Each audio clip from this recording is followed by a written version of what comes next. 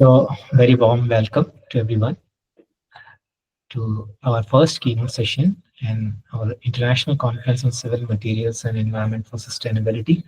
Thank you very much for your uh, huge attendance in our inaugural session. That was a very fruitful session with our guests arriving and appreciating the event very much.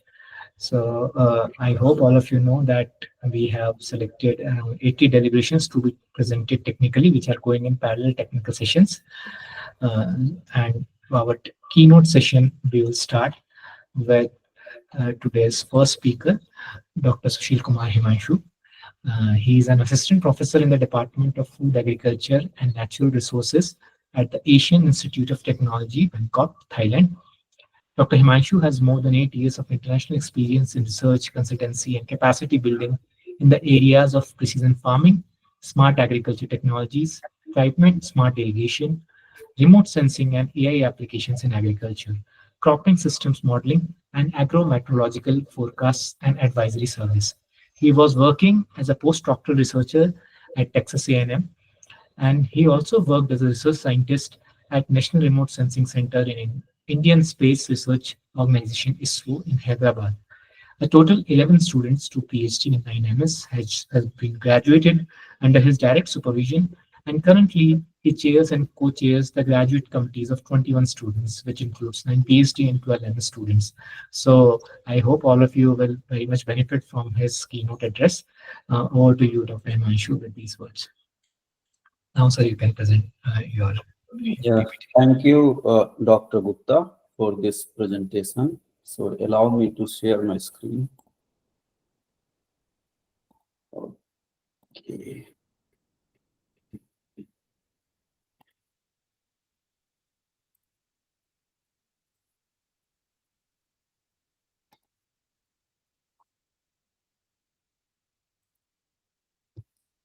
Okay, so good morning, everyone, and thank you, JUIT, for invitation, and special thanks to Dr. Saurabh, who was coordinating from me from very long time ago, and thank you, Dr. Gupta, for a brief introduction and welcoming. Okay, so my name is Sushil Kumar Himanshu. I am working as assistant professor in the Department of Food, Agriculture and Natural Resources at Asian Institute of Technology, Bangkok, that is in Thailand. So today I will be talking about modern technologies for smart and sustainable irrigation management. So how I will be presenting some of my research work where we are implementing different smart and sustainable irrigation strategies to provide advisories to the farmers. So before we go into the main topic, just to give you a brief idea, you are aware about these things, that what is irrigation? So irrigation is basically when we apply water to the soil or land artificially that supports the growth of crops and vegetation. As you know that it might be possible that the rainfall that we are receiving, that is not enough to provide enough moisture for the proper growth of the plant. So in that case, we need to provide some additional water, and that we categorize as irrigation water. So what is smart irrigation then? So the same application of water, but if we are using different technologies and different data-driven approaches so that we can optimize the use of water and we can automate the system, then we categorize it as smart irrigation systems. So the primary goal of smart irrigation is that how efficiently we can implement the technology so that we can enhance the efficiency of water use, and at the same time we can increase the productivity. So why we need to implement smart and sustainable irrigation management? As you know that according to FAO estimates, it is estimated that we need to produce 70% more food by 2050. And on the other hand, our population is increasing. It is estimated that our population will be around 10 billion by the end of 2050. And if you see the other states, there are still around 8.9% of the global population that is still hungry. And it is estimated that in coming 5 years, there could be addition of around 60 million people. And if you see our current agricultural scenario, so our large portion of agricultural area is facing problem due to soil degradation. And how that soil degradation is happening? That is happening due to poor farming practices. So the top layer of the soil is getting eroded whenever there will be heavy rainfall. And as you know that the top layer of the soil is the most fertile soil.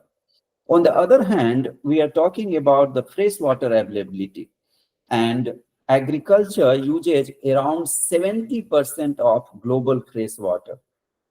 And it is estimated that by 2030, most of the countries will be facing severe water stress.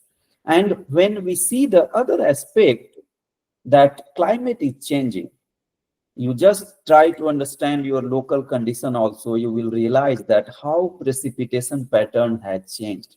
Sometimes you will see that drastic increase in rainfall, sometimes there will be drought patterns. It means the overall weather and climate is changing.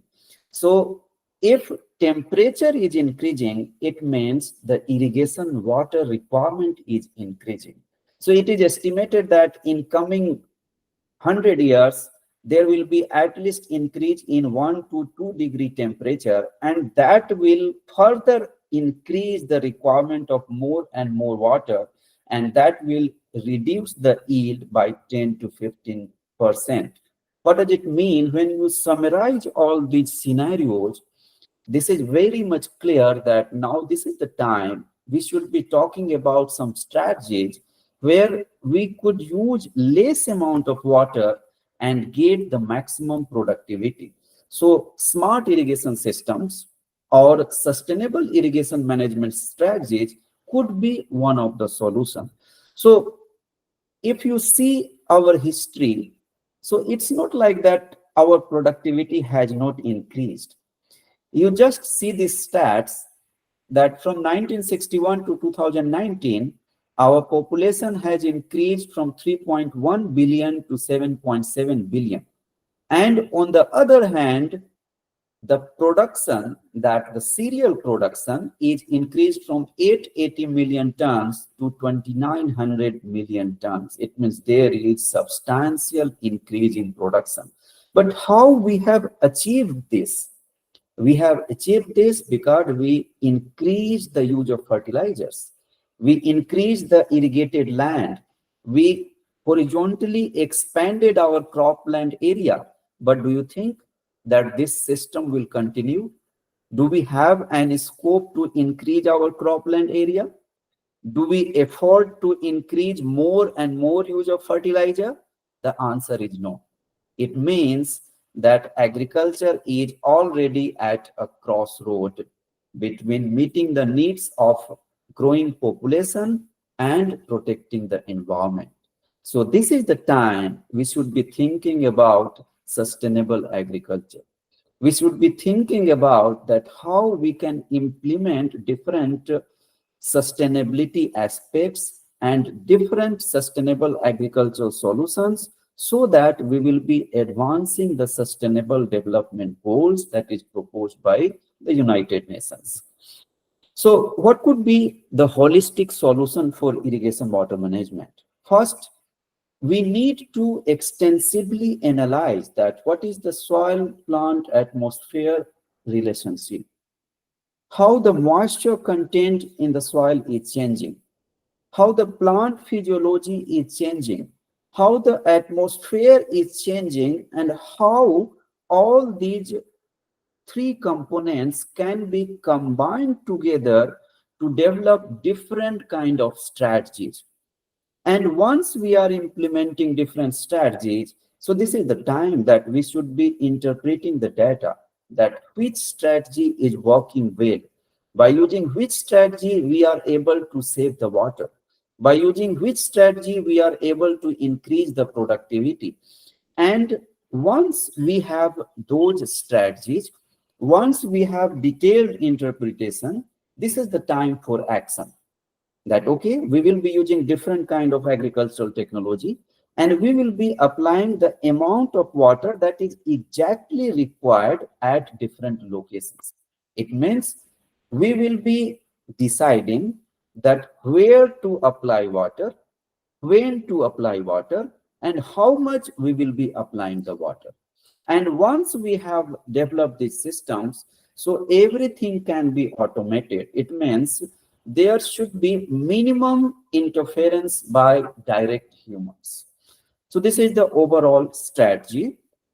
So in today's talk, I will be talking about three of my research areas that presently I am working on. So first of all, I will be talking about that how crop growth based strategies can be implemented to increase the productivity and to save the irrigation water. Then I will be talking about the app that I have developed for irrigation water management. And then I will be talking about how we are working with different government agencies and how we are providing agrometeorological forecast to the farmers so that they will be adopting their agriculture according to the climate, and they will be going for different kind of climate smart agricultural practices. So let's start with my first research. So this is the slide that is showing that how we carried out the experiments.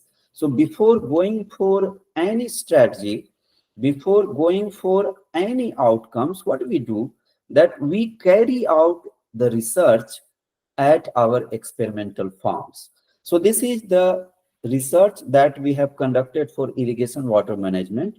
So you can see here that this is the plot actually, and these are 27 treatments. If you can see closely, you will see here three letters, L, M, and H.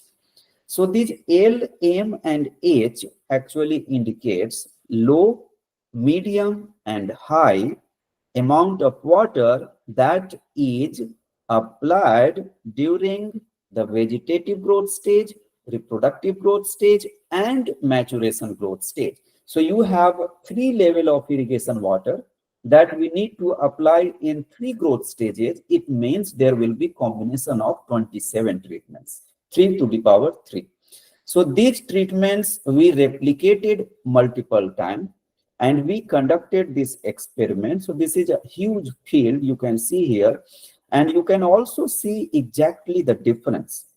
So why there is difference? The difference is coming because we are applying different amount of water at different location at different time in different treatments. So what we did that we used center pivot irrigation system. All center pivot irrigation systems are equipped with controller. So we were applying exactly the amount of water that is required at that location. We installed different on-farm sensors, including the soil moisture sensor, so that we easily know that what is the present situation and how much water we need to apply. And accordingly, our controller works and it will be applying the water at that location. So we extensively collected the data, both manually and using different remote sensing devices, using, for example, the drones. And also, we installed different types of sensors on the pivot. For example, we installed canopy temperature sensors, we installed NDVI sensors, we also installed the mini weather station so that we can keep record of all those data sets. And all these sensors are connected with the modem devices. All those modems are connected with the data loggers. So data loggers is collecting the data continuously, and time to time we visit the farm and we download all those data sets. So how we completed this study? First, we collected extensive data, as I was showing, whether it is related to yield or whether it is related to crop physiology, And then we used some cropping system modeling. So in this study, we have used the set model. So we calibrated the model and evaluated the model. Once model is calibrated and evaluated, then we run different types of simulations. So in this case, we carried out long-term simulations with different combinations of irrigation water and in different growth stages. So we adopted 4 combinations of deficit irrigation, that is 90%, 70%, 50%, and 30% ET replacement strategies. And in 4 growth stages, it means there will be 256 combinations. So we run 256 combinations for long-term simulations that were from 1979 to 2019. And based on those simulations, we identified efficient irrigation strategies that, okay, out of those 256 combinations, what are the efficient strategies? And we shortlisted some of the efficient strategies, and those efficient strategies were further analyzed in detail to finally identify the ideal irrigation strategies that we are recommending to the farmers so that they can save huge amount of irrigation water without compromising with the yield. So this is the result that we achieved during model calibration and evaluation. So the x-axis here is indicating the measured seed cotton yield that we received from our field experiments, and the y-axis is indicating the simulated seed cotton yield that we received from our modeling framework. And you can see here that our model worked very perfectly. Its R square is almost close to 9.9 during calibration and evaluation period. And similarly, we calibrated and evaluated other parameters also. For example, different phenological stages and different canopy heights at different growth stages. And in all the scenario, we got very good results. And what we did, that the entire period we divided into 3 categories: dry years, normal years, and wet years. So if the rainfall during the plant growth period is less than 33rd percentile, we divided that year as dry year. If rainfall is more than 66th percentile, we divided that year as wet year. And if rainfall is in between 33rd and 66th percentile, we divided that as normal year. And some of the years were little bit odd. For example, year 2011, that was extremely dry year, just 48.1 mm of rainfall. And year 2015 was extremely wet year, so we excluded those years because they were outliers.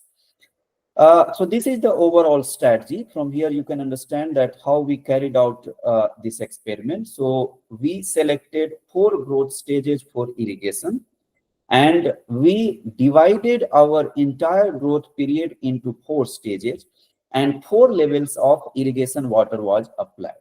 So here you see that there were 256 combinations. For example, in scenario 1, 30, 30, 30, 30. It means that in all 4 growth stages, we just applied 30% evapotranspiration. It means very, very less irrigation water. So similarly, we completed 256 scenarios, and we also selected one control scenario where we applied 100% evapotranspiration in all 4 growth stages, so that we can compare the result, that okay, how much water we are saving and how much yield we are losing actually. So these are some of the results that I am showing here. Here, this x-axis is indicating that how much irrigation water was applied, and y-axis is indicating that how was the seed cotton yield and how was the irrigation water use efficiency. So in general, you can easily see here that in wet year, the yield was maximum when we applied very limited amount of water, and that is justified also. But when you see the irrigation water use efficiency, there is very interesting trend. Of course, when we applied very less amount of water, then irrigation water use efficiency was maximum in wet years. But as we keep increasing the irrigation water use efficiency drastically decreased in wet years, but it drastically increased in normal years.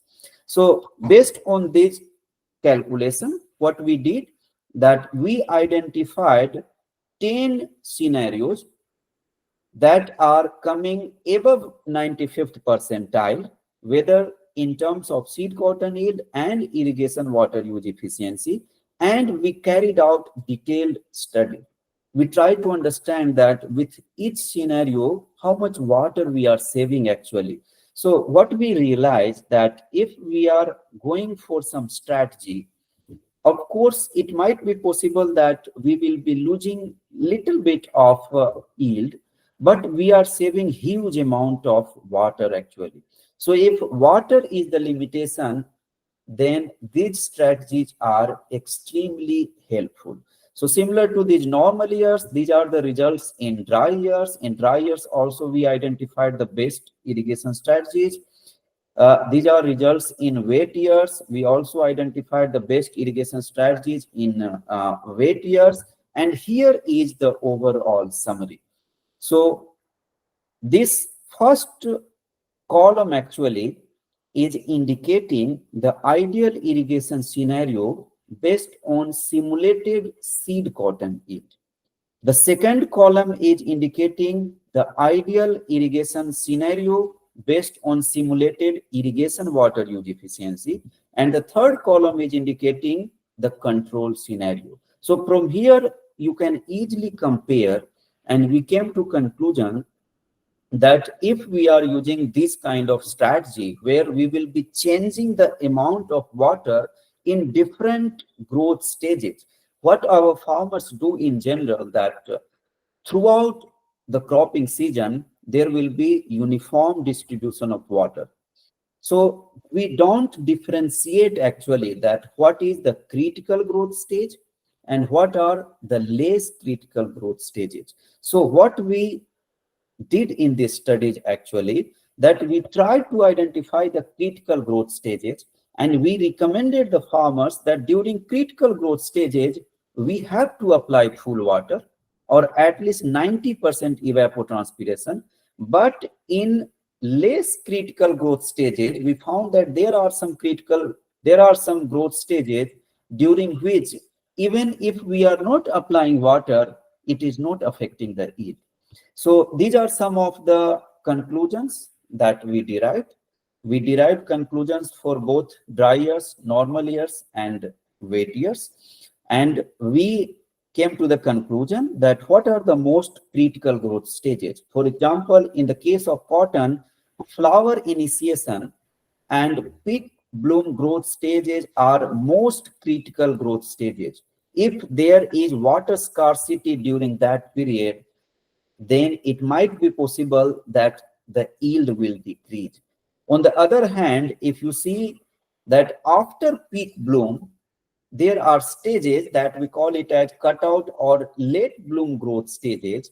If we are not applying water in those growth stages, or if we are applying very limited amount of water in those growth stages, it is not affecting the yield. So this was some of the conclusion from this study.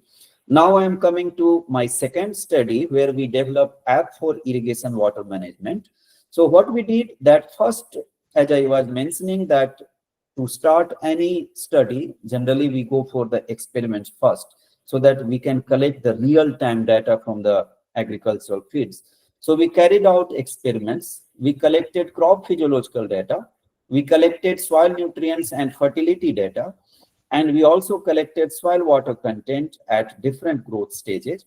On the other hand, we installed our own monitoring station and we continuously monitored the weather, including rainfall, humidity, and temperature.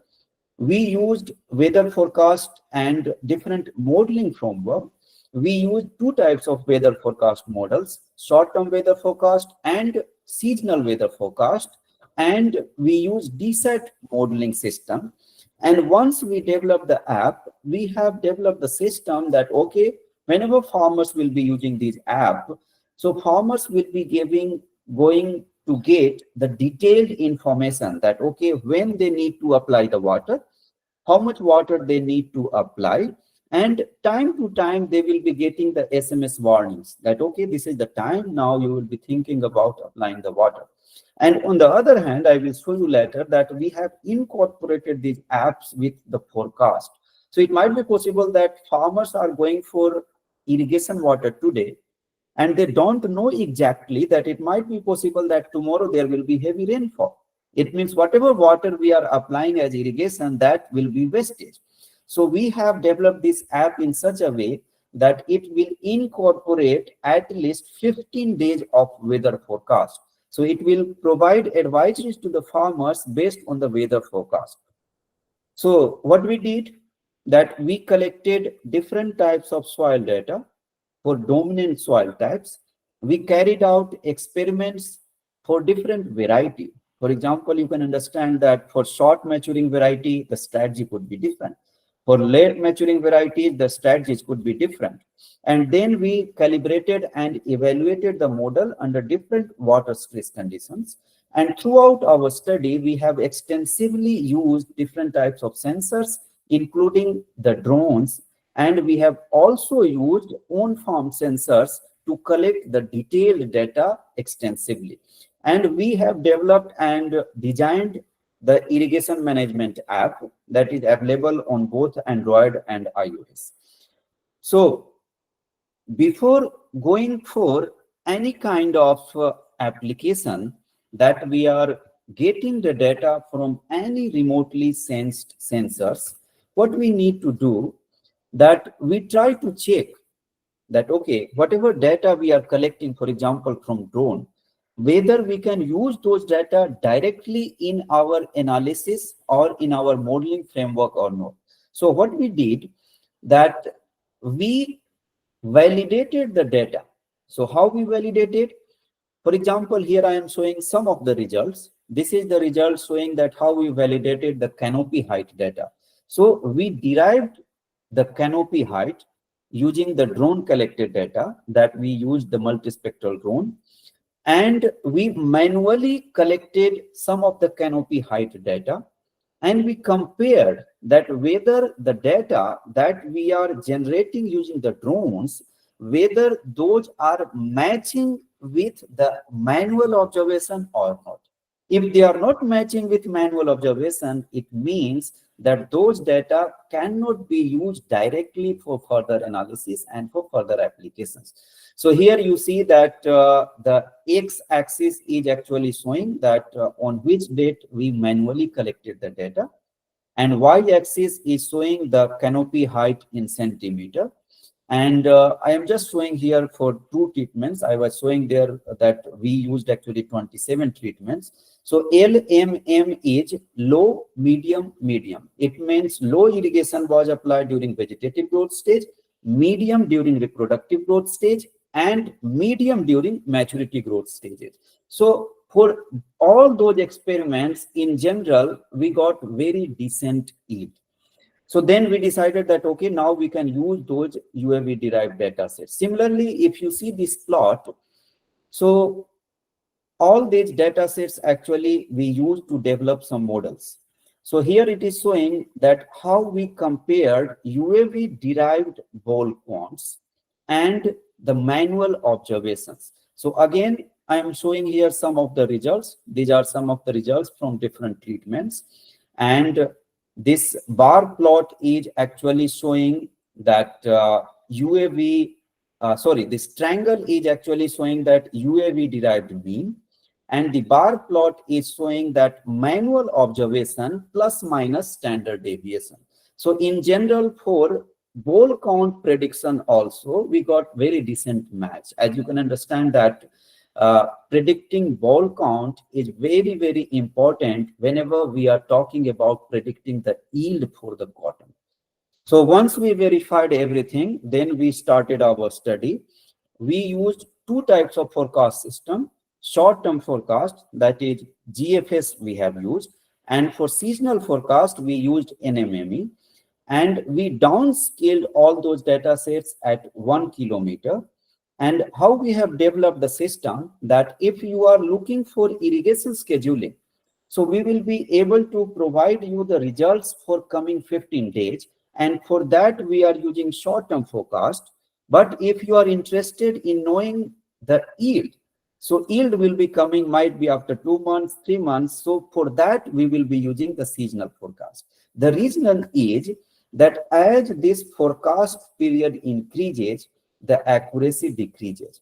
So for irrigation water management, because it is coming within 2 weeks, so we wanted to make it very appropriate. So we use different forecasted data, and for long-term forecast that we are using for yield, we use different data sets. And this is the strategy that you can see, that on the day you are trying to check the yield or irrigation forecast, before that day it will be considering the historical data or real-time data that we have installed on farm, and after that it will be using the forecasted data. And in forecasted data also there are 2 categories. Up to 15 days it will use short-term forecast, and after 15 days it will use long-term forecast.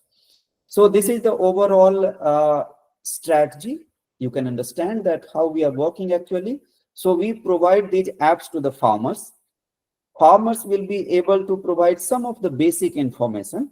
So they will click just, and app will automatically detect the present location, and app will automatically detect from our whatever the advisory that we have installed in the background, that okay, what type of soil is there, and based on that it will pick that particular soil type and that particular kind of strategies.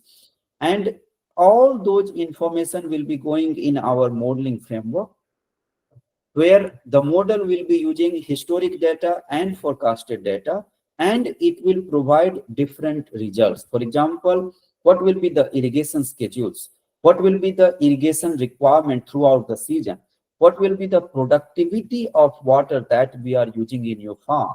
What will be the expected yield and net results? And whatever results we are providing for different irrigation scenarios. For example, if there is no limitation of water, then farmers can see that, okay, if we will apply 100% irrigation, then what will be the result?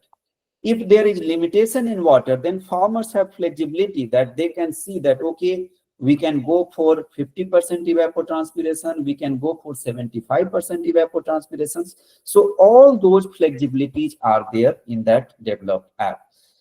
So this is the parameterization in that app, that farmers need to log in by giving their basic information. We ask from them some basic information, that which type of crop you are growing, when you planted, how much irrigation water you have already applied, and some other basic information about the soil. And the advanced feature we have developed, for example, some of the farmers, you know that nowadays they are smart farmers. Even some of the producers, they have their own system. They don't want to use our modeling framework. Rather, they want to provide their own data sets. So we have provided the advanced options. So as soon as you will click the advanced options, farmers will get the detailed spreadsheet. Now farmers can enter their own data sets, that okay, what is the soil characteristics, what is the weather data. In general, what is happening? We are using the modeling framework based on our predefined soil parameters. But if farmers are smart enough, if producers are having more detailed data, then we welcome them. That okay, you provide your own data, and based on that, we will be producing the results. So this is the final generated results, that we will be providing them irrigation schedules, irrigation requirements, water use efficiency, and expected yield and net results. So this is about this app. And finally, I will be talking briefly about how we provide agrometeorological services to the farmers. So this is the project that I am working with Asian Development Bank, where we are providing advisory to the farmers in Thailand and Vietnam. So the main objective of this project is to deploy agrometeorological forecast and advisory services that is already a market ready product that is already available in iOS and Android system, and that will be providing the smallholder farmers mostly with the agromet forecast and also with the management strategies, means like overall advisories it will be providing. So we have developed a very state of the art weather and climate forecast system based on the local management that farmers are doing, and we are generating different kinds of you can say that local farm specific tailored data sets or tailored information that, okay, if you are growing rice, then your strategy will be different. You are in north, then your strategy will be different. You are in south, then your strategy will be different. And we have developed one app, and all farmers are also connected through the social media platforms that we have one dedicated social media platform where they share all those information and they update the information. So this is the overall framework. You can see here, this is our developed app. So in this developed app, we have this weather advisories. Depending on the forecast, we provide advisory to the farmers. And we also collect information from the farmers that what kind of crops you are growing, what kind of difficulty you are facing, whether there is like frequent drought in your area or there is frequent flood in your area, or what kind of natural disasters are there. And accordingly, we generate the tailor-made results. And sometimes what we do that we also ask farmers, for example, the farm is 1,000 kilometers away from your present location where all setup is there. So farmers can actually see the local weather situation more appropriate. So sometimes further farmers also provide suggestions that it might be possible that there is chance of heavy rainfall today. So even our forecasted model is not able to capture that information, but we get those information from the farmers and we incorporate all those information in our advisory system, and then we generate the results. So when it comes to technology, as you all know that we are talking about technology, we are talking about using different tools, but unless you are not reaching to the farmers, this is useless. So what we do, that all research activities will be linked with extension activities. All research activities, there will be capacity building workshops, there will be training. So what we did that in this project, we trained 300 plus smallholder farmers from Thailand and Vietnam directly, and of course there are indirect farmers that are connected through our social media platforms, and we provide them all the information. As you see the current scenario, our youths are little bit getting diverted from the farming system, right? So our target is that how to give our youths the system or tools so that there should be some interest in them also, that okay, we can also go for agriculture. So what we did that we identified the youth farmers and we trained those youth farmers, and on the other hand we also identified and trained the women and women unions. So if you see the results, then you will be very surprised to see that in Thailand our women participation is 63%. And in Vietnam, the women participation is 59%. What does it mean? That after implementing such projects, women are showing more and more interest in agriculture as compared to men.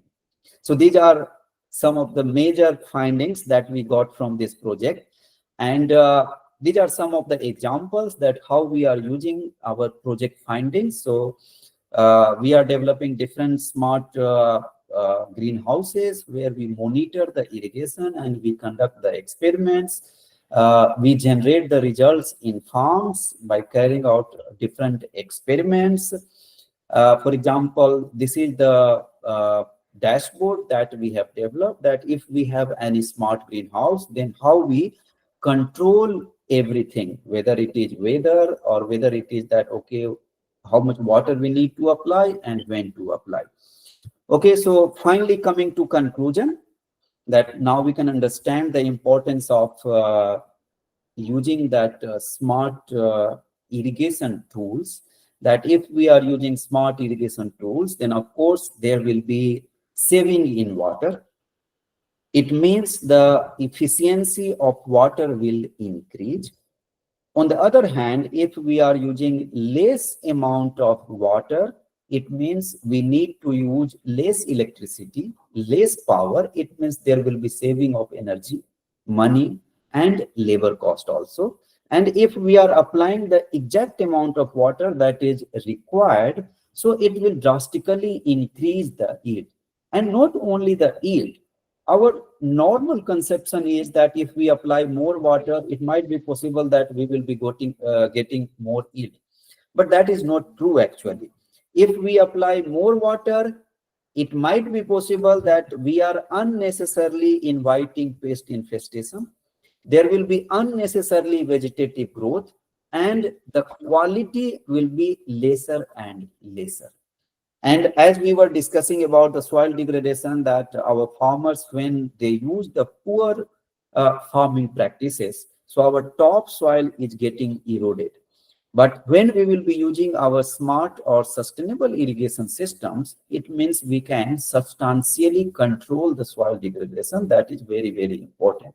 And another advantage, we all know the beauty of automation, that wherever you are, you can control that, okay, when you need to apply the water, you don't necessarily need to go to the farm. You can control everything manually. Okay, so that's all. Thank you very much for listening to me. And if you have any questions or comments, please let me know today, or I'm not aware about the schedule, that whether we have option to take any question, or you are free to write me anytime. Thank you so much, Dr. Sushil. You have very practical and wonderful work which you and your team has done for all of the Asian farmers, or you have covered so many regions in your practical research. So it has been a wonderful last half an hour to listen to you and to know what pioneer work you have done in this field. Actually, we are running a little bit behind from our schedule, maybe by 10 minutes. So still we'll open questions from audience. If anyone has any question, you can put it in Google Meet box. Meanwhile, I had one query. As very interestingly, you have taken all the data integration in your app. So how far global it can reach out, or what is like, what are the logistics of it? Currently, you are in maybe few regions. Can it scale, and can it come to countries like India also? Yes, of course. Means like there is always a possibility that we can expand, but limitation is that we require extensive data actually. Expanding is not problem. Means like we can develop some system that can be applicable for whole India, but you understand the agriculture. So agriculture drastically changes according to changes in the soil and according to changes in the weather. So incorporating all the challenges that, okay, across India, there will be so many type of soils, right? There will Yes. be so many types of weather changes. There are topological parameters. So incorporating all those parameters are challenging. Otherwise, extrapolation is not difficult. That is the reason whenever we start such experiments, we try to concentrate on some small region so that we can get real farm-based data, very extensive data. And whatever we are producing, our target is always that it's not like that, okay, randomly we will be saying that, okay, in coming next week, we need to apply this amount of water. In coming next week, this will be the yield. No, what we want that whatever the result we are providing, that should be validated in the result. And validation is difficult. Means if you don't have very good quality input, then you can understand that output will be very bad. So that is the constraint that we also face here also. And that is a very big challenge. But of course, extrapolation is not impossible. Have you tried this in regions which are mountainous? Yes, the study I was showing actually, that is in northeast of Thailand, and that is completely mountainous. So in general, what we do in all research, we try to separate study area in such a way that there is distinct changes actually. Yes. So in Thailand, we adopted actually that hilly area, and in Vietnam, we adopted the plain area. Okay. So, because my question was coming to one more challenge which we face in mountainous area is, as you have done the soil topology, as you have done the various moisture parameters, can this be extrapolated to predict landslides? Of course, it you can. Have granular data. If you have weather granular data, if you have granular data for soil type also, that can correlate to soil stabilization also, because there's a huge challenge which we face here also. Yes, I agree.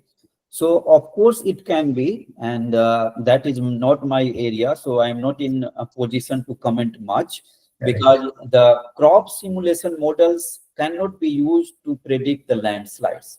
But of course, what we can do, that we can develop our own models, or we can use the existing models that is already developed for landslide monitoring and management. And we can go for the similar kind of data collection, and we can predict, or means like at least we can monitor those landslides. Similarly, like in agriculture that we are doing. Yes.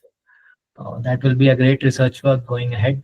Maybe in future, some of our students or faculty members from JP University can collaborate with you or your team to have this challenge also sorted out. Sure, of course. Yeah. So thank you once again so much. Thank you so much, sir. I will give the participants a chance if anyone has any question. Otherwise, we'll move ahead, and our second speaker has already joined. So with these words, thank you once again, Dr. Sushil. Thank you, Dr. Tanmay, for this opportunity. Yeah, looking forward to further collaborations. Thank you so much. Bye-bye. Have a good day. Bye. Same to you. So now we'll move ahead with our program to our keynote session 2 in our International Conference on Civil Materials and Environment for Sustainability, which is organized by Department of Civil Engineering, JUIT, Waknaghat. So next presenter is Dr. Rohit Tiwari. He is from School of Civil and Environmental Engineering in UNSW, Sydney, Australia. He'll be talking about physical model testing in geotechnical earthquake engineering. So there's a small request to audience to kindly keep your microphone switched off during the keynote speech. You may type in your queries in the chat box in the Google Meet, which will be taken up at the end of the keynote speech. And authors who have their technical presentations in the parallel session starting, they may proceed to their respective virtual classrooms for their technical presentations. So I'll briefly introduce Dr. Tiwari. He is a lecturer in Geotechnical Engineering at UNSW Sydney, which is ranked 19th globally by QS World University Rankings. He has an extensive expertise in soil dynamics, geotechnical earthquake engineering, and blast loading on geotechnical structures. He has significant experience in physical model testings of various geotechnical structures and has led several research projects involving experimental, numerical, and analytical study on different geostructures. His primary focus is on establishing performance-based seismic design guidelines for different geotechnical structures. With a unique combination of experience in engineering, consultancy, research, and academic teaching, Dr. Rohit effectively bridges the gap between the academy and the industry. So let me once again welcome to Dr. Rohit Tiwari and hand over the stage to him for his presentation. Very warm welcome to you, sir. I hope it is different timelines with you, and it is quite okay with you to be with us at this order also. That's all good, not a problem. I hope I'm audible to you. Yes, sir. Yes, sir. You are very much audible. Okay, so I will just share my screen. And Correct, sir. so can you see my screen now? Not now, sir. Listen, I will try again. You can go to present now tab, which is the up arrow sign. Yes, now it is very much visible. So It is should I perfect. start now? Yes, sir. Sure. Okay, hello everyone. So I think I've been already introduced by uh, mm, the host, Setan Gupta, and just giving a little bit of idea about my research and what I'm doing here at UNSW. So I'm basically from India, of course, and moved to Australia in 2016 to pursue my doctoral from University of Melbourne. And I did my PhD in the area of geotechnical earthquake engineering and did extensive research work on understanding the seismic performance of different earth retaining structures. So the research I will be presenting today is a part of my doctoral research, and then from last 4 years. So I finished my PhD in 2020, and then I worked in different engineering consultancies in Australia for around 1 year. And then before joining UNSW, I was working with the WSP code in Brisbane, where we were looking into the stability of a very deep open pit mine in Papua New Guinea. And then 2021, I joined UNSW, and since then I'm working here as a lecturer. And my primary focus of research at UNSW is understanding the seismic performance of mine tailings. So I will be discussing a lot about our testing program here at UNSW at the University of Melbourne as well. And see, hope you like it. Okay, so let me just start my session. So this is my first slide. I always like to start my presentation with acknowledging the land, that's the culture in Australia. So first of all, I would like to acknowledge the original owner, the traditional custodian and original owner of the land, Gadigal people, at which our beautiful campus of University of New South Wales is built it up in Kensington, Sydney. Thank you. Thank you for So including the slide. as we are also having a very great connection with and deep connection with India, so I would also like to take this opportunity to remember every freedom fighter who participated and gave the ultimate sacrifice for the independence and building up this beautiful nation, India. So now I will start my slide. So this is my outline. So I will be talking a lot about geotechnical earthquake engineering and especially earthquake loading in geotechnical structures, how the loading can be disastrous to different form of geotechnical structures, how earthquakes are coming and acting on the geotechnical structures, and why the destructions or the collapse of geotechnical structures are happening. Then we will move towards understanding the role of the physical models and understanding or to study their uh, behavior and try to compare it with prototype, which is actually a full scale model. So what's the importance of these physical models and how much they are capable of to replicate the seismic performance or the earthquake response behavior of a prototype or a large scale geotechnical structures. And then I will be talking a lot about our new biaxial checking table, which is our own design. And there is a reason why I included this to highlight that how everyone can design their own equipment. And then by doing this, you can save almost 50 to 70% of the cost, uh, which is really important in terms of course, the money, and then getting an idea of your experiment setup and its capabilities rather than buying it from a commercial supplier. And then I will talking a lot about shaking table testing on the earthing embankments, which we are doing here at UNSW, using this new shake table. And then the shaking table testing on retaining wall models in University of Melbourne. And then at the end, we'll try to bring the whole story or try to summarize it, that how we can use this understanding which we can build from experimental geotechnical engineering.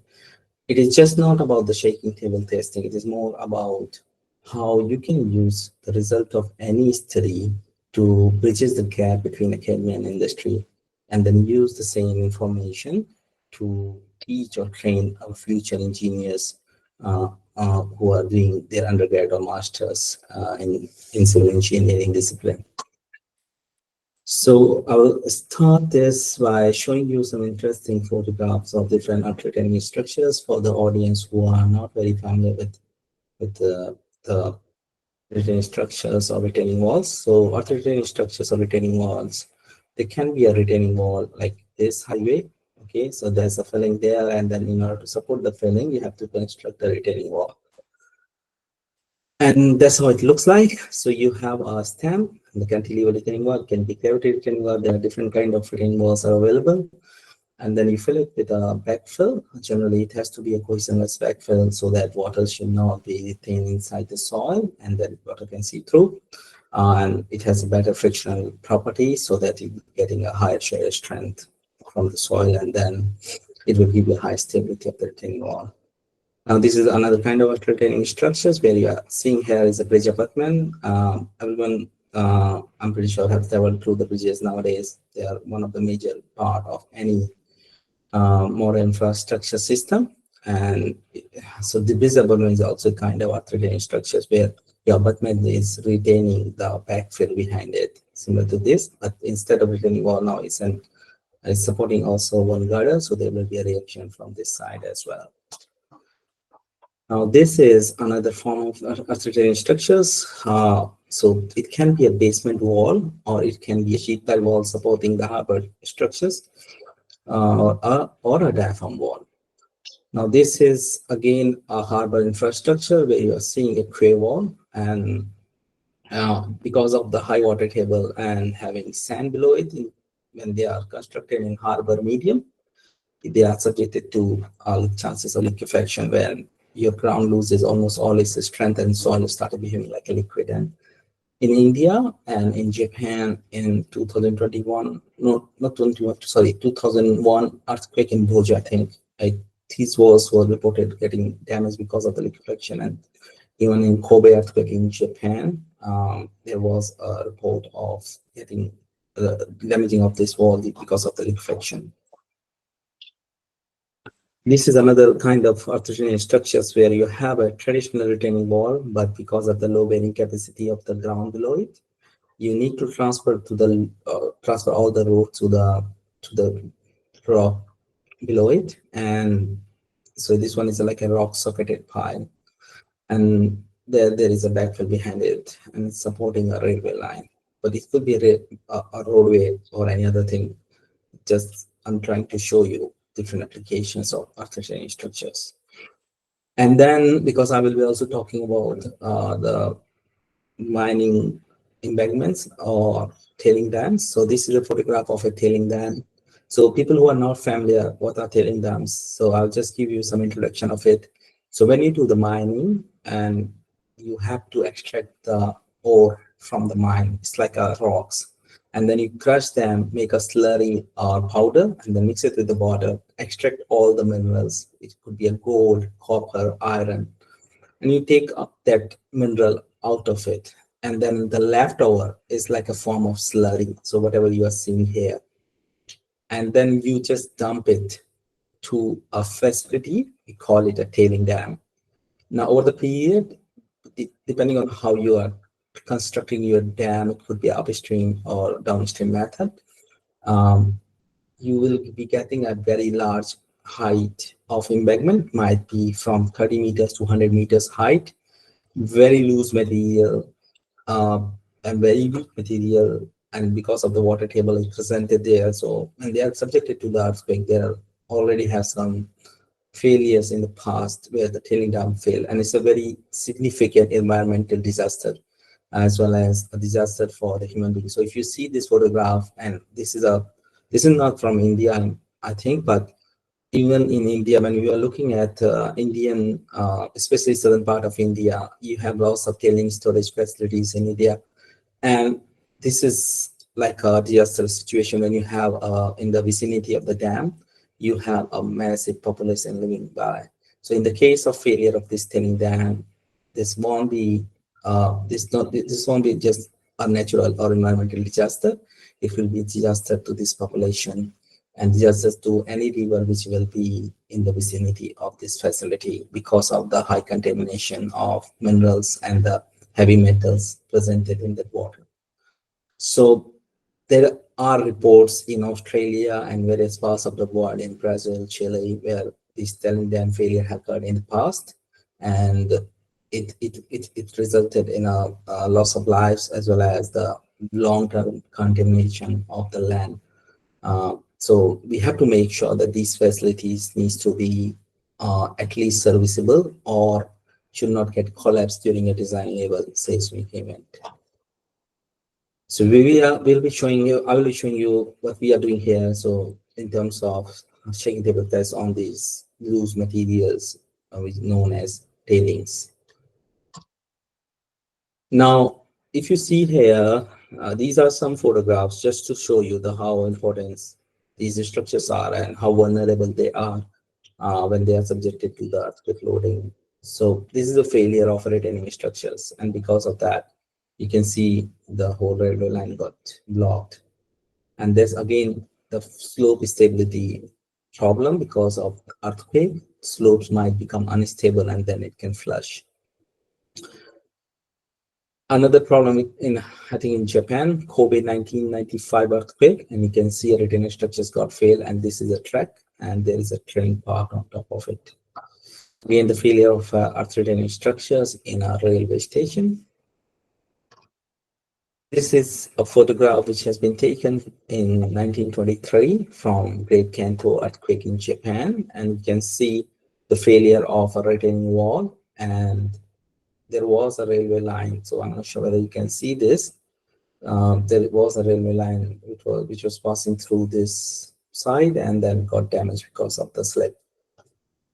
Then in Chile, in 2010, there was an earthquake, and because of that, you can see the failure of this bridge abutment. So there used to be a bridge here, and because of the earthquake, there was excessive rotation and the sliding of this bridge abutment, and then the girders, they just collapse. But of course, they're not here. They might have to move it just to clear the highway.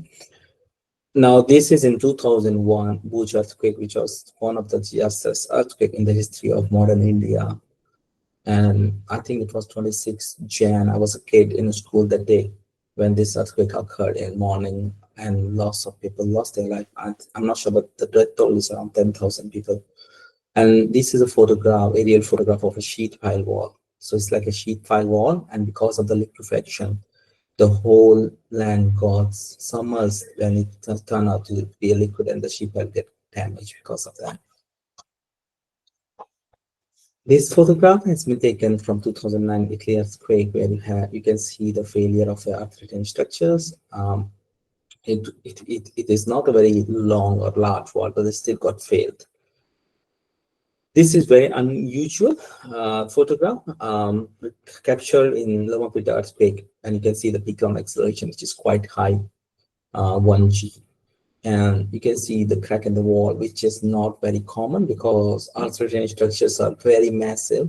So the failure of these structures generally occur much before the failure of the concrete or the reinforcement supporting the concrete. The failure usually occur like this. So you have earthquake, there will be a rotation of the wall and the sliding of the wall. And once it happens, the backfill just falls on the top of it, and then there will be a complete disaster. So that is a failure of earth retaining structure where we are not interested to see or investigate this kind of failure of concrete or the reinforcement in terms of retaining walls, because you will be getting the complete failure much before then concrete will get the cracks in it. There's another environmental disaster occurred in Santa Barbara in California, 1925. And you can see the failure of a dam. So this is before earthquake, and this is after the earthquake. Now, before moving forward in this structural aspects of the performance of earth structures when they are subjected to the earthquake, I just wanted to make you a little bit more familiar with how this earthquake loading is acting on a retaining wall. So this is a freestanding wall which we can slide on its base, and then it's having this backfill soil behind it. So when the earthquake comes, this wall may slide. Of course, not this much. This looks a little bit dramatic, but just to make it more fancy. And it can also rotate. So the failure can happen because of the rotation and the displacement of the wall. Once the wall displaces to a very small amount, it could be 0.2% of the height of the wall, there's a formation of the active failure patch behind the wall. So if you're familiar with this Rankine earth pressure theory from your undergrad, you might be able to correlate it. Now, this is the earth pressure acting on a retaining wall in a rest condition. So there is no earthquake at this stage, and this is the weight of the wall, weight of the soil, and you design the wall for sliding, overturning using the different earth pressure theories. And this is the active failure patch. And because of that, you are getting the failure plane behind the wall. So the total earth pressure which is acting on this wall in active state is the pressure will be K comma H, and then area of this triangle will be the force acting at a height of 1/3 to the complete wall height. And then you check the factor of safety of this wall, and they're subjected to the sliding on overturning. This is a very classical undergrad problem. And when the earthquake comes, then this forces changes because of the earthquake. There will be inertial component acting from the soil to the wall, and there will be a rotation and the sliding and the formation of the active failure plane behind the wall. So in the terms of earthquake, there are inertial forces acting along with this vertical forces from the soil and the self-weight of the wall. And because of those inertial forces, the wall will get an additional earth pressure from the backfill, which will resulting in the displacement and the rotation of the wall. So this is again the photograph captured showing the damage of the to the bridge abutment, the settlement of the soil, and the rotation of the abutment. And it not only create the damage to this structural part of the bridge, it can also initiate excessive serviceability failure because of the higher settlement of the road or the approach road, which is connecting this bridge to this highway. And once it happens, you can't use the bridge anymore. So as I just discussed about the role of different forces in the retaining wall, when it is subjected to the earthquake because of the inertial component, so there will be inertial force acting in the lateral direction during an earthquake. Now, if you remember from the previous slides, so this is the active failure plane, not the active failure plane, this is the total active earth pressure acting on the wall because of the Rankine active lateral earth pressure coefficient. And when the earthquake occurs, what happens is this failure plane or the earth pressure envelope, basically, it got enlarged. And instead of the static component of the lateral earth pressure coefficient in active state, you are taking a dynamic component of the lateral earth pressure in the seismic state. And if you can follow the same approach, if you know somehow what is this KAE value, then the design is similar to the static case. And you just need to find out the total forces, which is the area of this triangle. And then the theory says it will act in a height of h by 2, which might be controversial, and I will discuss that. So assumption says, similar to the static case, the dynamic earth pressure will also be linear, but that's not the reality. It is non-linear, and I will show you that.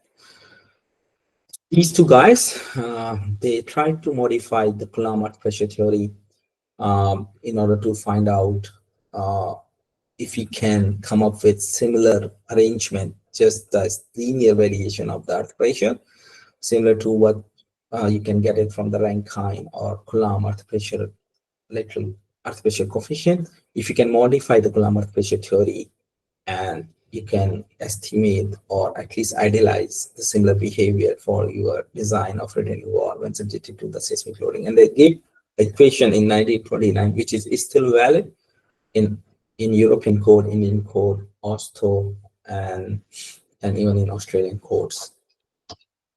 And then the process is same. Once you know the additional earth pressure, you can find out the moment for the thrust or the increased component.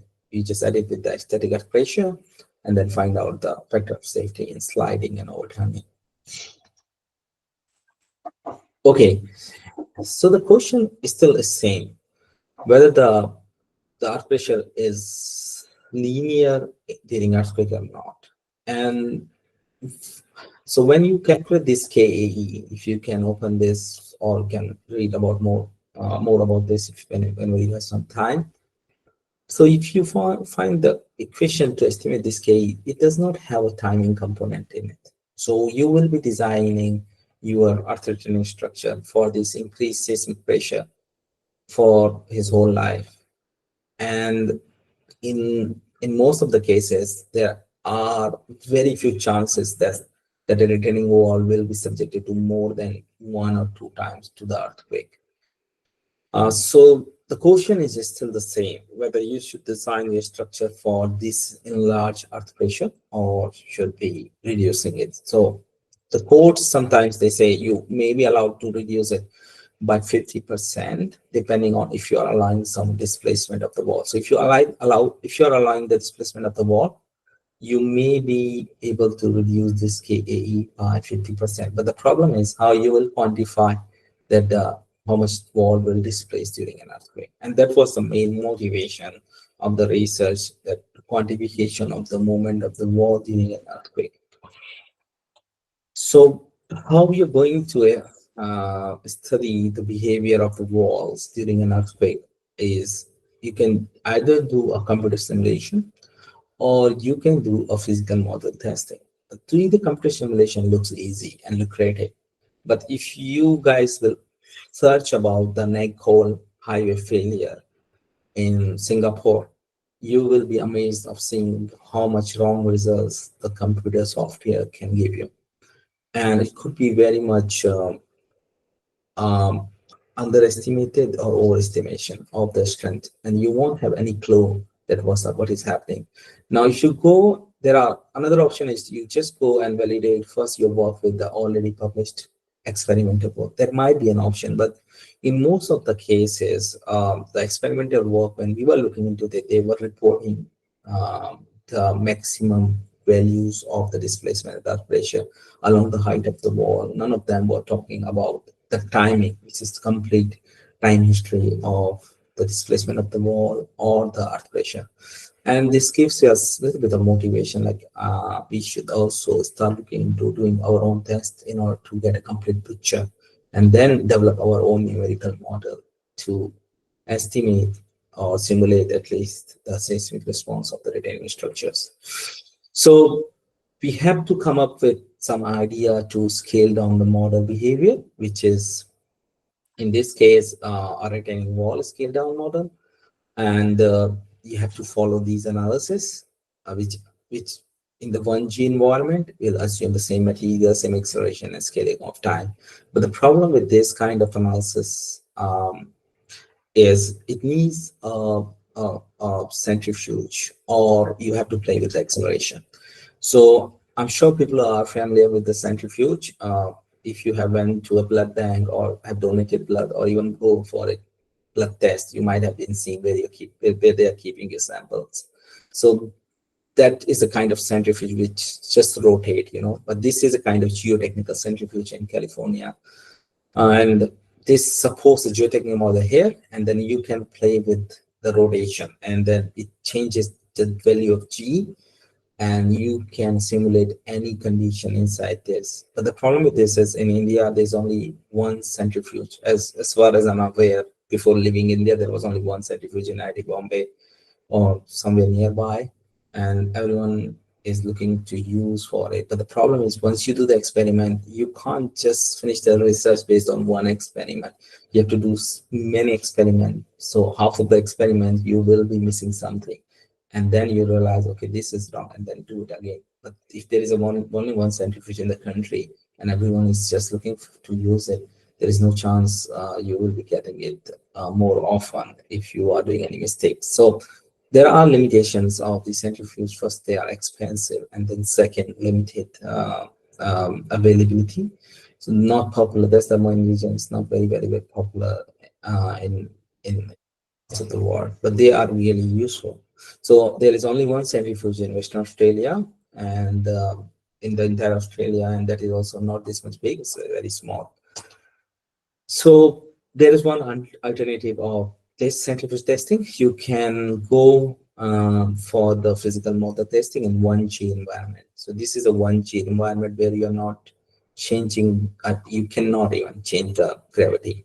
So you have to be with the gravity, but you can play with the equations in this theorems, and then when you do them, you can come up with some sacrifice.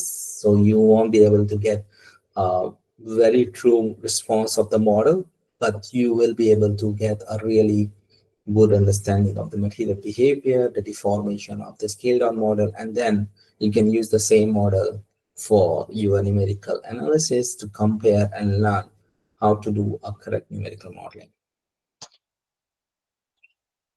Now, if you can see here, I don't know, I just made my camera is not working. I hope you can see me also. Now we can see you, sir. Okay, sorry, I just realized it's not working. Sorry for that. Now you can, so if we talk about this physical models, then the next question comes is, if you are using a physical model or any type of loading, it can be a static loading, it can be a dynamic loading, but the $1,000,000 question is, what's their capability? Are they able to replicate the realistic performance of the actual big model or not?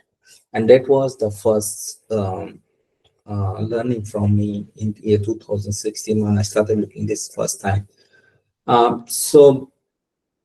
So if you follow this scale down simulated analysis, and this is an example of the wall. So if you can see, the height of the wall is around 3.6 meters, and the thickness of the stem wall is 0.35 meters. And if you do those scale down modeling, do the analysis, and use a computer model to do a scale down model of this. And as I told you, computer model is a black box. It does not care about anything. So you can do any scale down in the computer model, which is not feasible in a real world, but the computer model can do that for you. Okay. And if you do that just to see whether this approach is working or not, so you can follow this approach. So you do the scale down model. So this is a tiny model which represents this big model in a computer software, and it looks something like this. So it is a 10 scale down model, and everything is divided by 10, these dimensions. Okay, so this is 0.3625 now, 0.035 meter.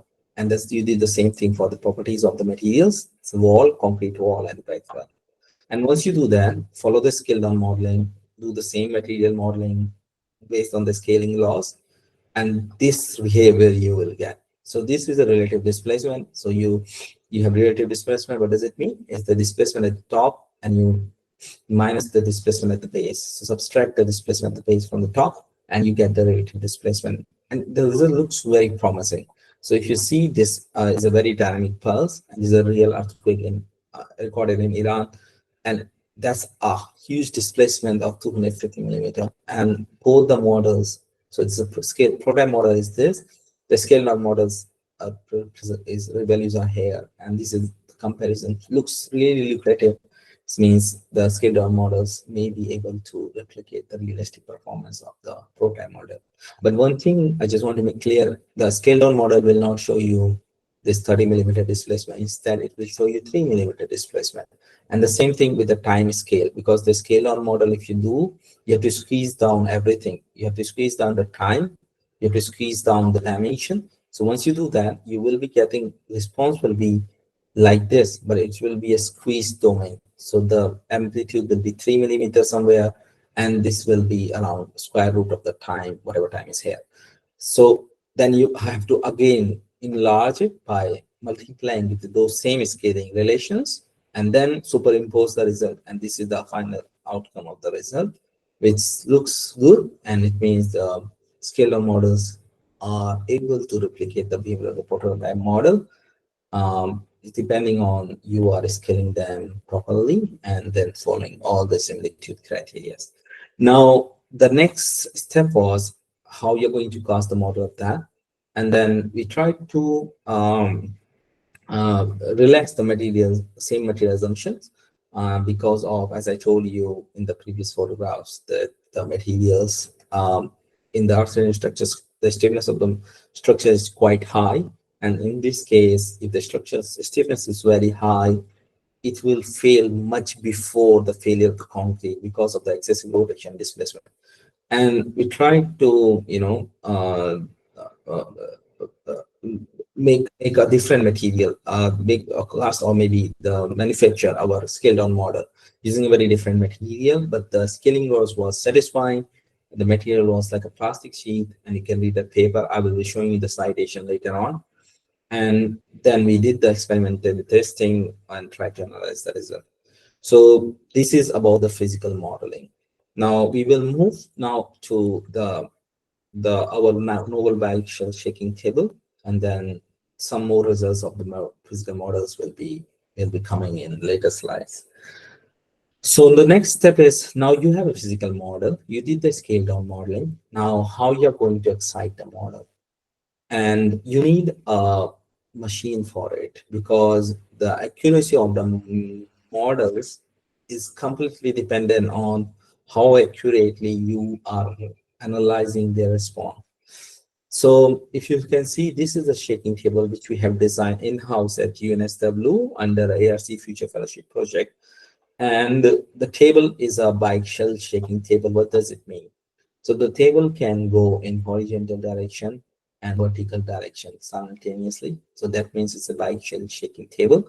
It is a novel design because the design looks something like this. So it has two arms. So this is called long scissor arm and short scissor arm. And it follows a scissor mechanism. So if you have used a scissor, you can relate that scissor mechanism with this arm, and I will show you while this table is in operation, and then you can correlate it very well. And two actuators placed in it, and there is a rigid base and the red blocks where this base of the table, upper base and lower base, they move, and you can simulate or achieve the horizontal vertical displacement of the table. So these are the table dimensions, 1.5, 1.5, but you can enlarge it by putting a metal sheet on the top of it. And the total payload capacity for this table is 3000 kg. But if you want to get more of this, you can just increase the diameter of the actuators and the size of the hydraulic oil supply. And can take around 0.9 for the earthquake pulses, 0.6 G in horizontal direction and 0.4 G in the vertical direction. These are the movement range for the table, which is very good because of the scale down models. You have to apply scale down pulse. So this is okay, the horizontal and vertical movement capacity. Let's see how this table works. I have to, I think. So you can see the movement of the table. So two actuators, this is the lower base, upper base, and this is the arms. They are trying to move the table in horizontal direction, the base, lower base, and the upper base is trying to move the table in the vertical direction. So let's see the cost comparison. So if you want to buy a table from any American suppliers, most of them, they are European or American. So uniaxial shaking table with the 3000 kg of load capability, just 1 degree of freedom, so it can only go horizontal. it costs around 5.5 crores Indian rupees. It's around 850,000 Australian dollars. Now, if you are going to buy a hexa shaking table, which is a newly arrived table from American players, if it's a 2,000 ton capacity, the cost is around 18 crores Indian rupees. But this novel biaxial shaking table, we have achieved this in around 7 crore Indian rupees. Given that the fact that 10% of the table cost is for the manufacture or the labor for the foundations, because it has to be built upon a very strong floor, which is around 1.5 meter deep, because of the machine foundations are quite high. So this table can go up to, I think they are saying 50 hertz, but if I take that to 20 hertz, the whole building shakes at UNSW. So I never went more than 20 hertz. So this is about the table design and the cost comparison. We also tried to understand the capability of the table using the finite element models. And this is a actual isometric diagram of the table, which is this one. And this is a two-dimensional equivalent finite element model of the same table. And these are the fundamental mode of frequency quite close. And once we tried to simulate that, it took some time, but we come up with a really good agreement between the finite element model and the shaking table results. So this is a biaxial movement simulation using computer model, and this is the actual shaking table moment. And this is the result of the finite element simulation and the shaking table experiment. So they are quite good agreement, despite the fact that in some way we are going for a quite high frequencies, 10 hertz. Even with the 20 hertz, it was showing a very good agreement. Now, the next step is, because it's a biaxial shaking table and it uses Caesar mechanism, but the problem is we are going to test the geotechnical model, and the geotechnical models in the field, they are subjected to the free field condition. Then how are you going to test that? And this is a new, our own design laminated shear stack, which is having these springs at the boundaries. So when you put a model in it, so right now we are doing the testing on the tailings, and these are the instrument. And then when you put it and you put the whole thing on the top of the table, I will show a video after this slide, and you can simulate the free field response of the soil. So the reflections from the boundaries will be limited, and then you get a free field response at the center of the model here. And in one test, it takes us around 2 to 3 weeks of the preparation. Today I wasted 4 hours in the lab to make the few instruments working. No success. So that's why it takes 2 to 3 times just to prepare for one test. It takes around $6,000 to $8,000 for one test. And once you come up with that, and I will show you how you can get a really good research output based on this shaking table test. So this is Center of Infrastructure Engineering and Safety, CIS, at UNSW New South Wales. And I will show you a typical test which we are doing using this table.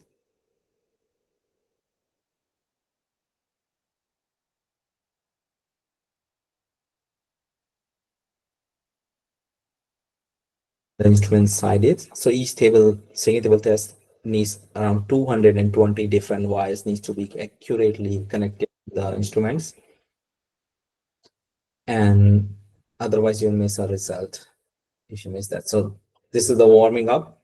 So hydraulics needs to be warm up, ensure that they will be working throughout the test properly.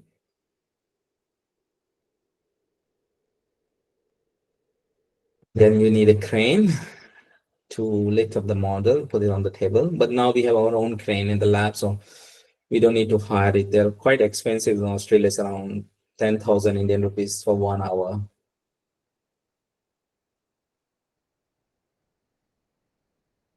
So this is the team working for the experiments. All the wires needs to be first untangled and connected to the different data loggers.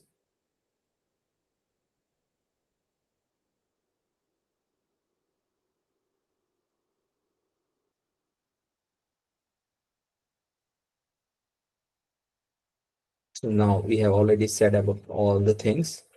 Wires are now connected.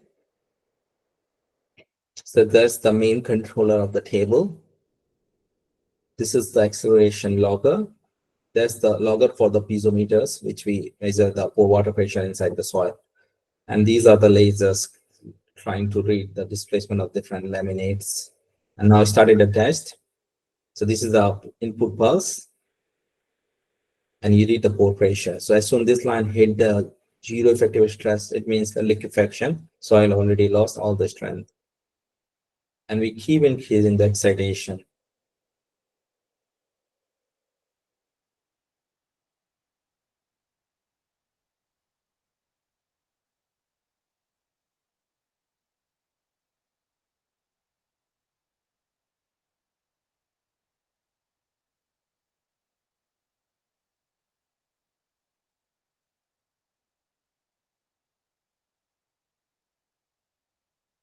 So this is 0.9 G, which is quite a lot. So you can see the movement of the laminas.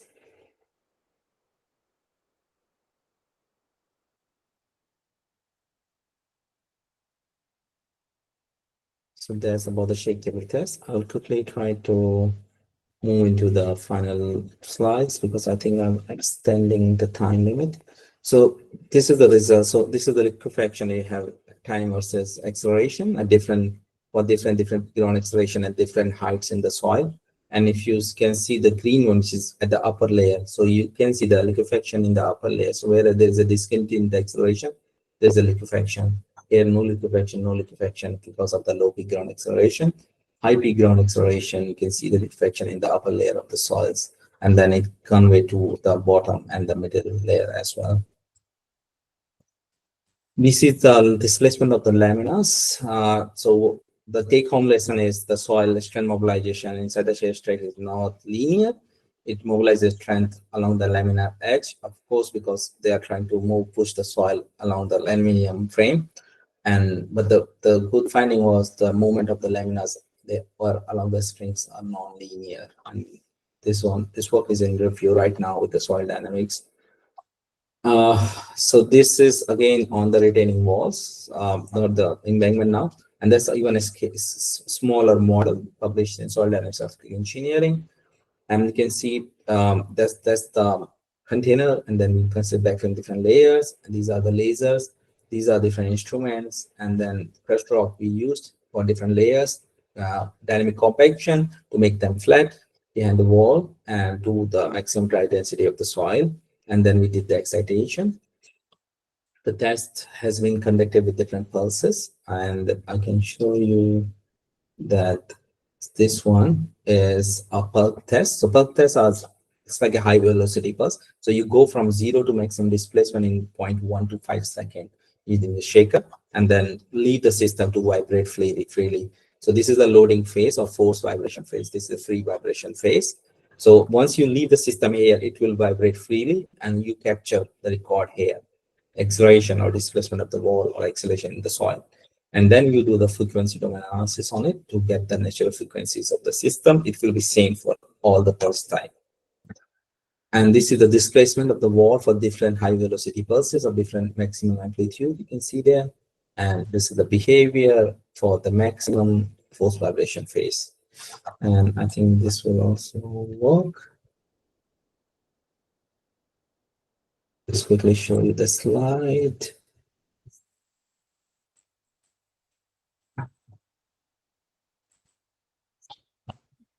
I can show you the slide again, sorry. Can you see my screen now? Not yet.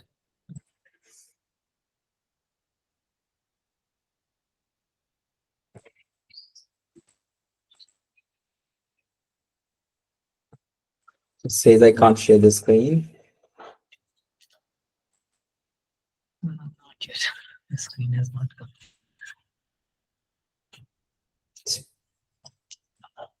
Let me just try to.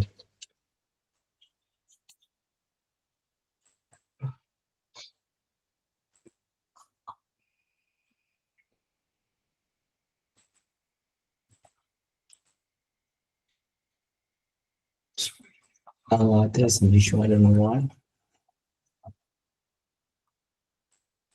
Maybe you can try to share your entire screen, what you are seeing on Yeah, this, you'll be able to see. I'm trying to Yes, proceed now it now. has come. Yes, Yeah. step. Okay, so no more touching with the screen now. So that's the video I wanted to share, which make the problem. So this is a high-speed camera. It's capturing the movement of the wall with a high-speed pulse. And this is all the force vibration phase. You can see the deformation of the wall and the soil. And then we let the system settle down and then record the free vibration of the system. And these are, again, all the shaking table experiment results. And we observe the activity displacement of the wall, residual displacement of the wall. And you can do as many tests you want to. And this is the amplification of the backfill pressure, how the acceleration along the soil layer height increases, and it is a region because of dedicated high displacement here. So I will be just showing you some other results, which is estimation of the shear-wave velocity. So if you know the arrival time of the input wave at the base of the model, and you know the arrival time or the peak of the wave at the top, you just use this formula, which is distance divided by time, to get the velocity of the stress wave of the shear wave in the soil. And then this is for different maximum pulses. So this is also in those papers which I just cited. Now this is the final two slides. I wanted to make more focus here. So what is the purpose of the research? Why we did lots of testing and what we are going to achieve out of it? It's just the papers, or it is something, a new learning to the society? And the answer relies on these two slides. So first thing is, based on this physical model testing, not, it does not matter if they are in geotechnical engineering or in other area. We are trying to achieve an understanding between the industry and academia, how to correctly model the earthquake response of the retaining walls. And in the paper we published in 2021, we give a complete guideline for industry, how to use a molecular model in Americas, whether you can extend it to simulate the post-yield behavior of the soil or not. And you can do that, but it has to be calibrated accordingly. And we give a complete guidelines for industry and to other fellow academians to how to model the seismic behavior of the walls or any geotechnical structures using very simple molecular models, very popular. But people even don't know what their is capability and how to use it properly. And got published in 2021.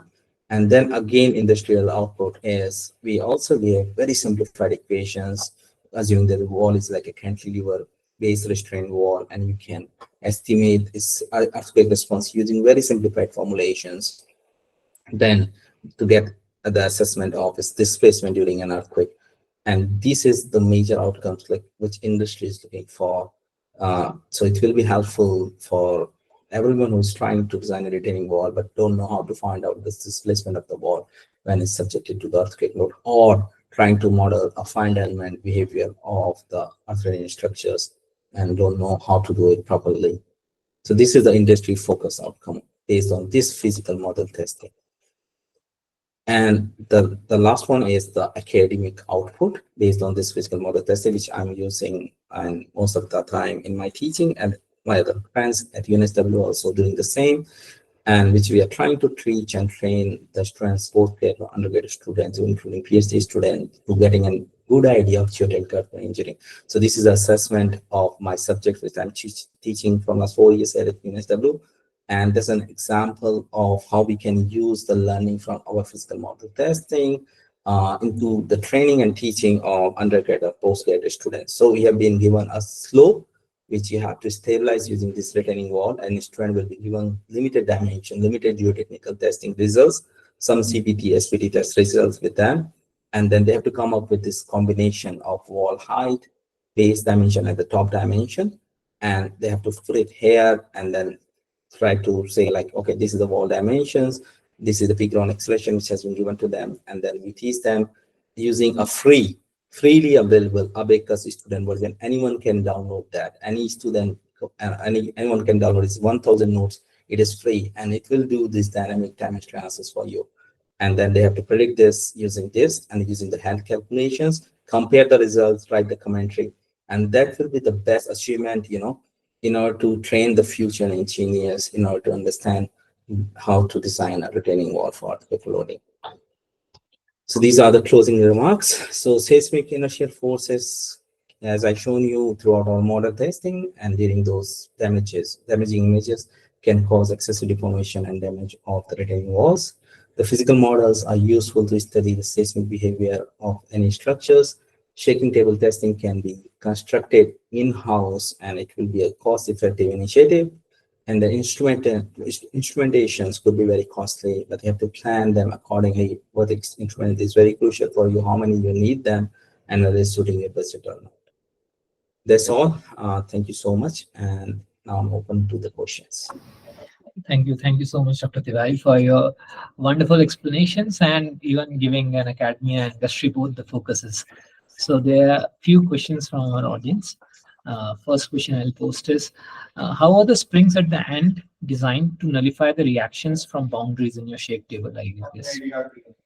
Okay, so very good question. So I will just go to the slide and show you. So the springs It was on are, slide 28 was there maybe. yes. So the springs, if you can see, you see those bolts there, right? And these heads, you can tighten them or release them in order to, depending on what kind of density you are testing inside it. So if it's a very dense soil, you have to make them loose enough so that it won't reflect the boundary condition. If there's a very loose soil, then it's not that much problematic. But again, you have to check the reflection. So if you see here, we place the accelerometers on the boundary and at the middle as well. And we compare both the reading, the how much reflection is coming back from the boundaries, so that you can adjust it accordingly. One next question was there. What were the target results from the shake table tests? So the target result could Refraction? be, Yes. yeah. So have you completed the question? Yes. Okay, so the target is depending on what you are testing. So for example, so if this is an embankment, right? So the target result, what we are trying to achieve here is how much liquefaction is happening and what is the PGA, what is the timing of the liquefaction, and then can we relate the timing of the liquefaction, okay, and the timing of the PGA. And we are writing a very groundbreaking paper at this stage. It's finally a PhD project right now.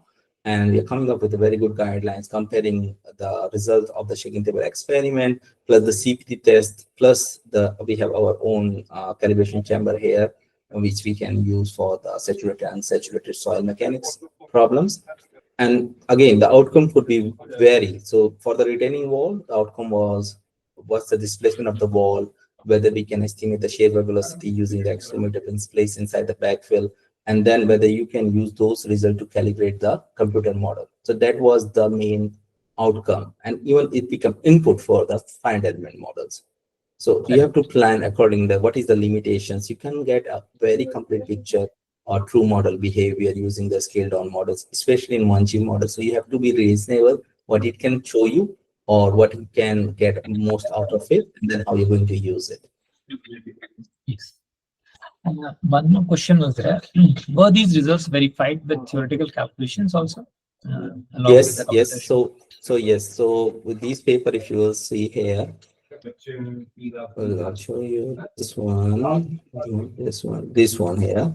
So once you do the calculation, we also estimated the shear stress and shear strain in the soil using elastic shear theory, and then so validations are there, but of course, the classical theories, they have their own assumptions.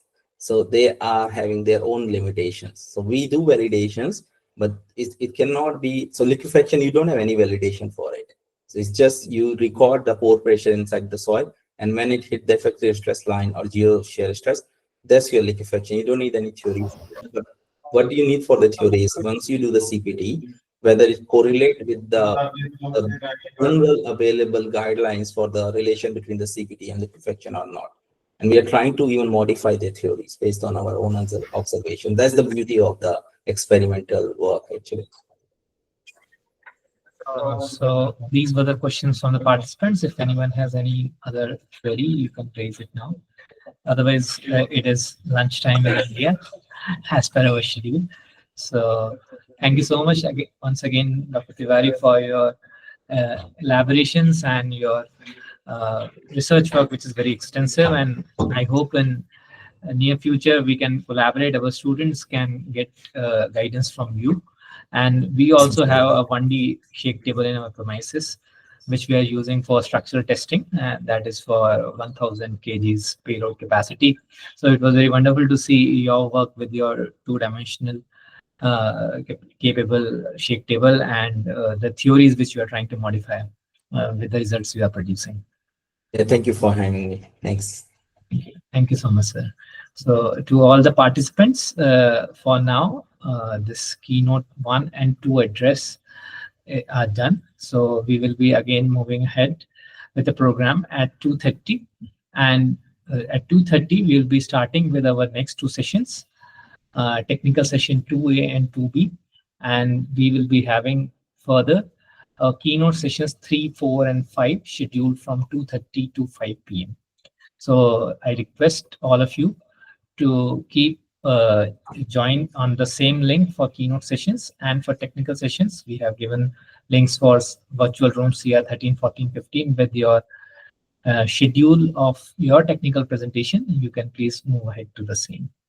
So once again, we thank all the participants and we thank our keynote speaker for having this wonderful discussions with us. Thank you so much. We'll meet back on the same channel at 2:30 p.m. Thank you. Thanks.